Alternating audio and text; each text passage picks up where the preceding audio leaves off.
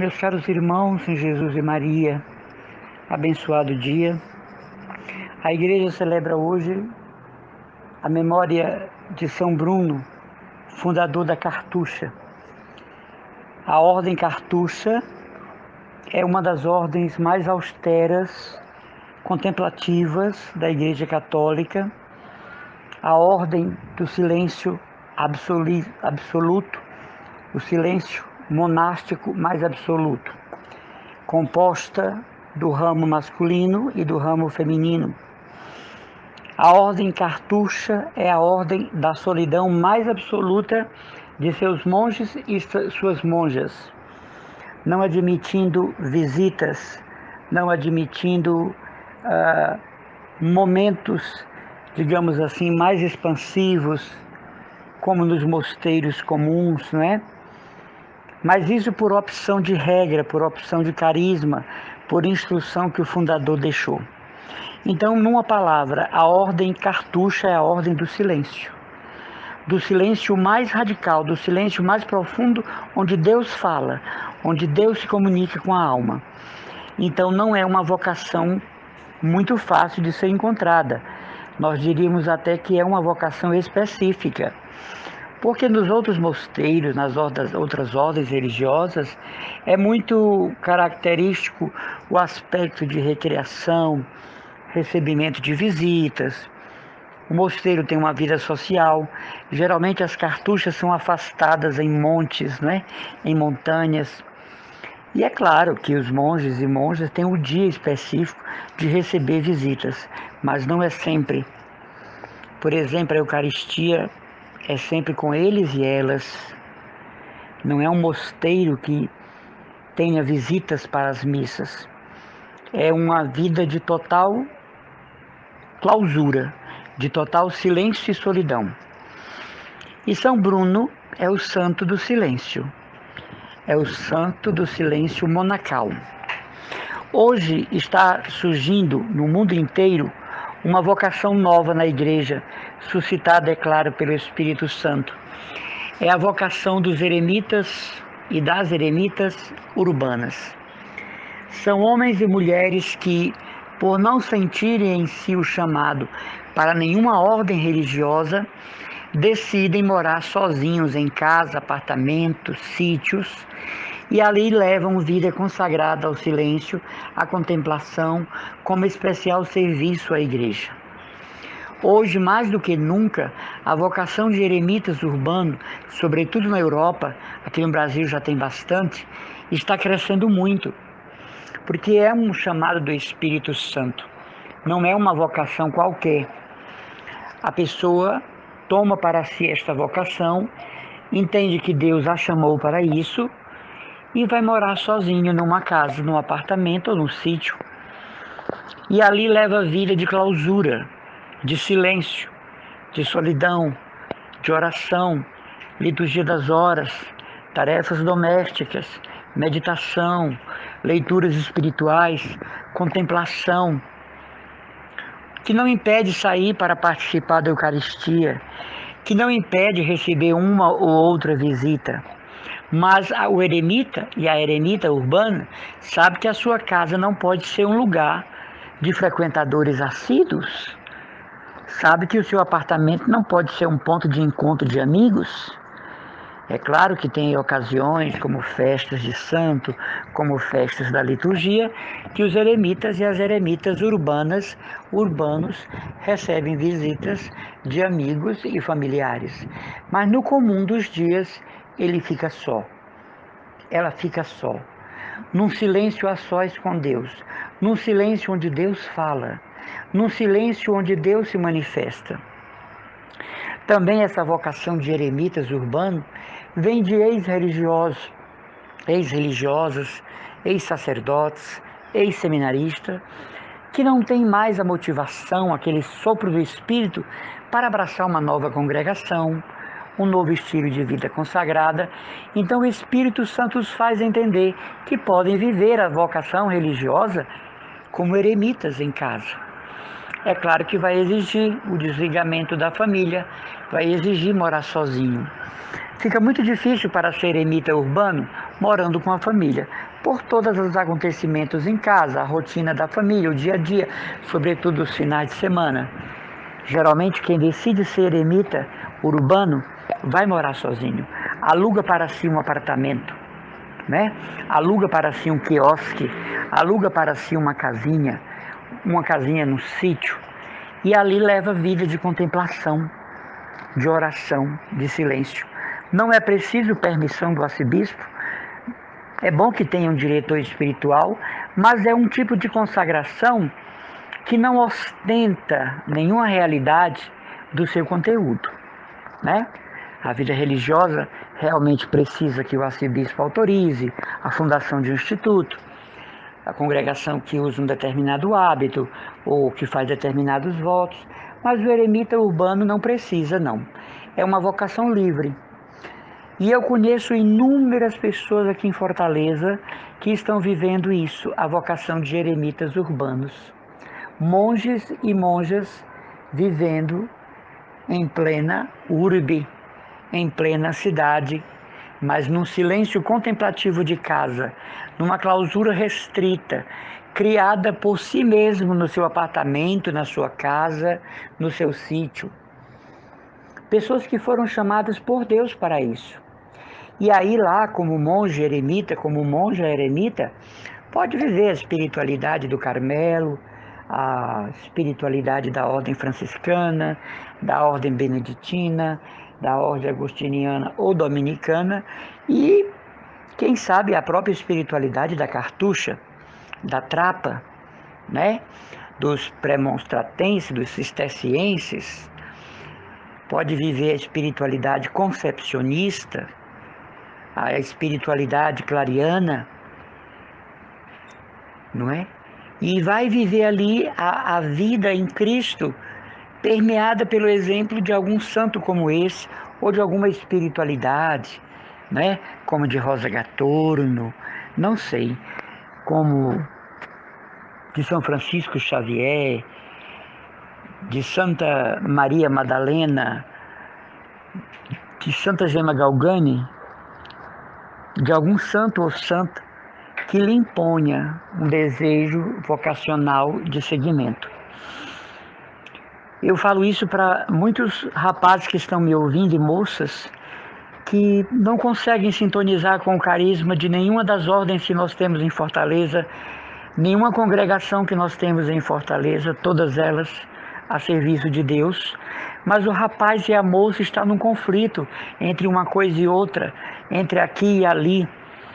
Quem sabe a sua vocação é para ser eremita urbano? Quem sabe que a sua vocação é para estar no eremitério que você mesmo funda, cria?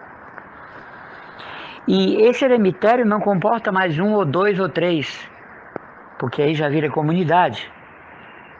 É algo pessoal.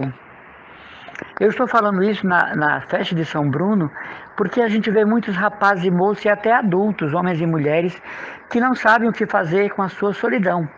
Porque é uma diferença entre solidão e solitude. Não sabem o que fazer com o seu isolamento. Moram sozinhos, reclamam disso, sofrem com isso. Será que você não está sendo chamada a ser um eremita urbano? Alguém que vive no mosteiro, que é o lugar onde você mora, que é o apartamento, que é a casa, que é o sítio. E lá você faz toda uma programação para o seu dia. É claro que não pode ficar, não é, boiando nas horas do relógio. É preciso definir oração de laudes, refeições, hora da meditação, hora da oração pessoal, da leitura bíblica, do evangelho do dia, dos trabalhos domésticos, arrumar a casa, o apartamento, o que for, oração do Santo Terço.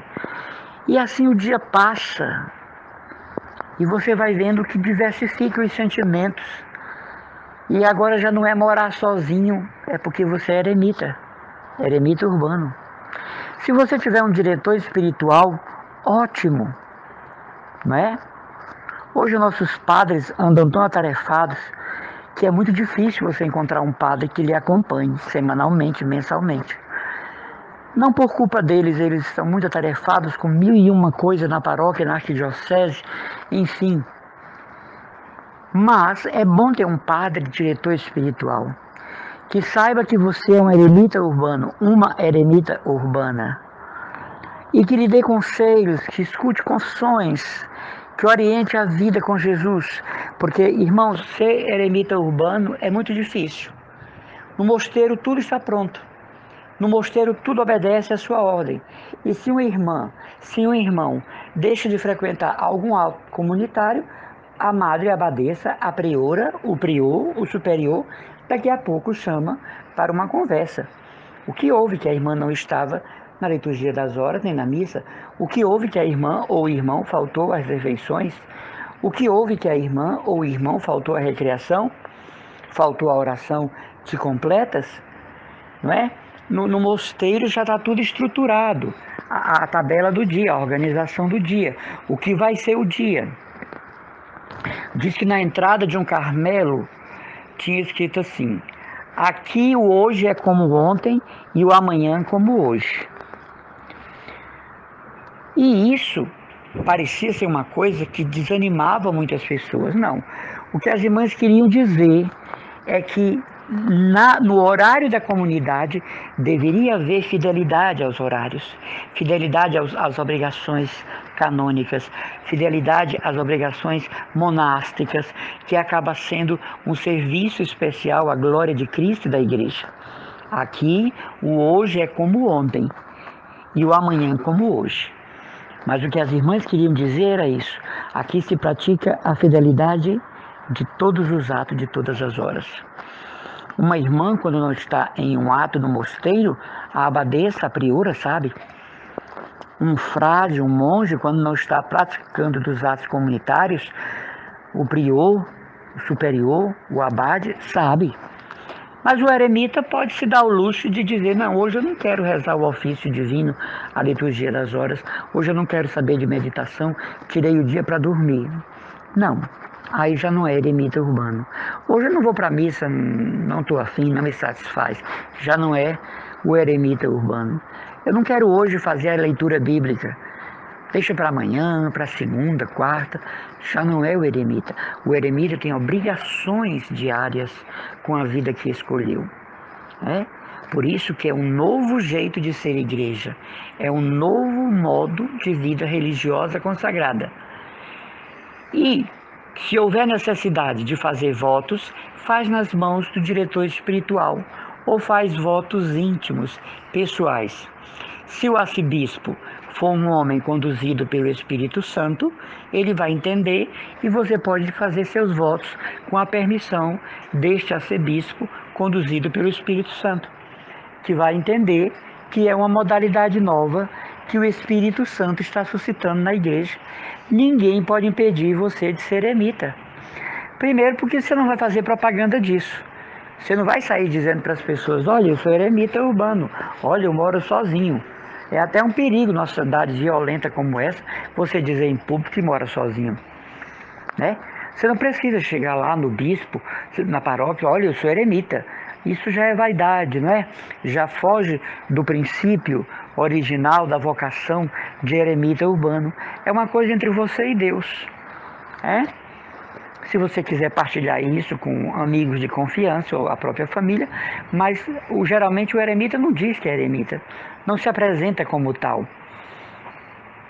Mas de repente um vizinho percebe que a vida daquela moça, aquele rapaz sozinho naquele apartamento, no silêncio, tem algo de divino, tem algo de Deus, tem algo de celeste, né? Por isso, hoje na festa de São Bruno, fundador da Cartucha e pai dos monges, eu quis falar sobre essa nova vocação que está surgindo na igreja, que é a vocação dos eremitas urbanos, homens e mulheres, jovens, rapazes e moços, ex-religiosos, ex-sacerdotes, ex-seminaristas, né? Que não mais, sentindo atração pelas congregações e ordens, preferem agora levar uma vida consagrada a sós com Deus, no eremitério, que pode ser um apartamento que pode ser uma casa, um sítio, um lugar afastado, com segurança, onde você possa viver cristamente, verdadeiramente a experiência dos monges do deserto, dos santos contemplativos da igreja, sem dever nada a nenhuma congregação, sem dever nada a nenhum religioso, que também vive a sua vocação no seu instituto. Mas você vive a vocação de eremita. Não impede de ir ao centro, de ir ao banco, de ir ao médico, mas você volta incontinente para o seu isolamento contemplativo. Você volta para a sua clausura e ali você leva uma vida religiosa formidável, até bem mais fácil do que uma vida comunitária. Muito embora também a vida comunitária tenha seus valores, encantos e fica faltando um pouco isso para o eremita. Mas o eremita entende que não é solidão que ele sente, é solitude. Solidão é doença, é ausência, é descabimento. Solidão é angústia, menosprezo de si, é vitimismo, gerador de depressão. A solitude é uma escolha de viver a sós com Deus no Espírito Santo. A alma sabe que aquele dia vai passar e que ela estará plenamente unida a seu Deus na sua casa, no seu eremitério. Que Deus possa fazer suscitar no meio de muitos jovens, de muitos adultos que estão me ouvindo, essa vocação de eremitas. Escolha uma regra para viver. Escolha uma espiritualidade a seguir. Arrume a sua casa de tal modo que seja um lugar, um espaço deificado. Leve uma vida de maior reclusão em casa. Agora mesmo, nesse isolamento social, que belas vocações para o eremitério urbano têm surgido. Talvez a ficha está caindo para muita gente agora. Meu Deus, eu procurei tanta minha vocação na igreja e a minha vocação não era ser padre, não era ser freira, não era ser leigo consagrado, não era ser monge, não era ser monja, era ser eremita urbano. Eremita urbana. Muitas mocinhas saem dos mosteiros, muitos rapazes saem das congregações e ficam perdidos nas pastorais, gerando uma angústia colossal.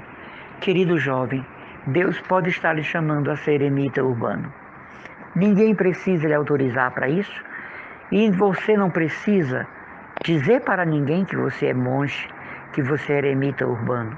Apenas viver em louvor a Cristo, em especial serviço à Santa Igreja, vivendo todas as condições de um cristão batizado, num amor esponsal a Jesus. É outra dimensão do eremitério urbano, o celibato, né? É uma vida de consagração esponsal. Nada devendo aos religiosos, nada devendo aos monges, nada devendo às monjas, tanto quanto. Então pense nisso, reze por isso. E quem sabe Deus está lhe chamando para a vocação de eremita urbano. Grande abraço do irmão Emanuel Maria, da comunidade católica Cristo Dominus, da paróquia de Santa Luzia, Meireles.